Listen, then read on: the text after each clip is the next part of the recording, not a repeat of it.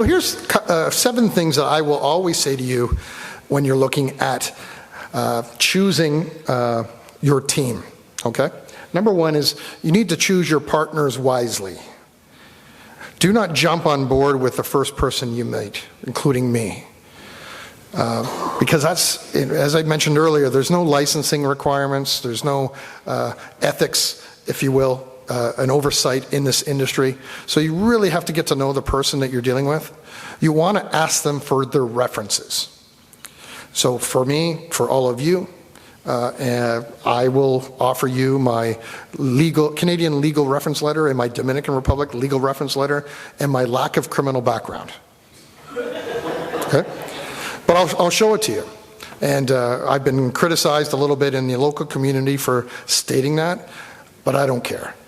For me, it's I'm about I'll show you, you show me. And I've challenged that with local brokers across this country. And I do that tongue-in-cheek because I want people to be comfortable with their choice, but I want them to choose someone beyond all of that, someone that they can work with and connect with. That's very, very important.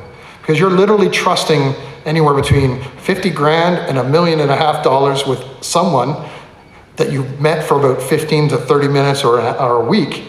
And you want to make sure that they're going to be around. Number 2, they're going to tell you the truth and that they surround themselves with quality people as well. Deal with a reputable lawyer. Extremely, extremely important. In this country, not similar to real estate, but very similar in the sort of shape of it.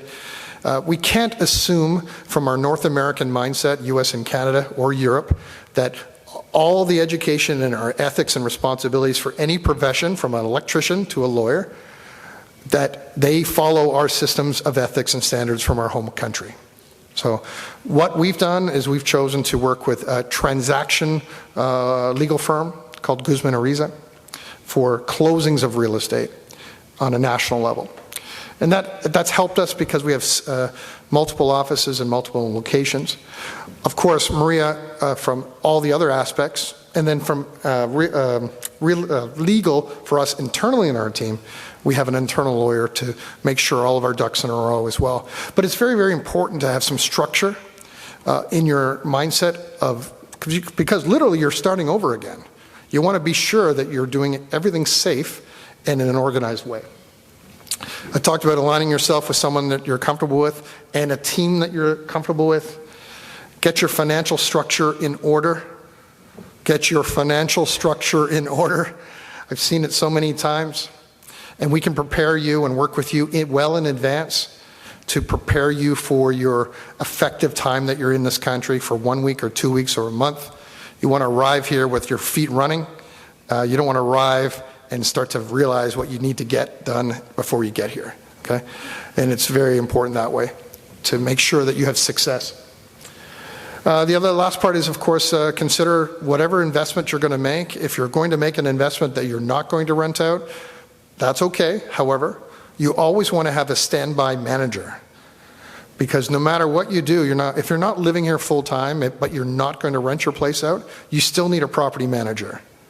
And that standby manager will do a weekly check on your property, make sure nothing is, as I jokingly say, that the pipes haven't frozen. So for us that are Canadians in northern US, you know what I mean by that? But everything from pest control to making sure the doors are locked, there's nothing broken, water hasn't because things happen. So you want someone to check on your asset.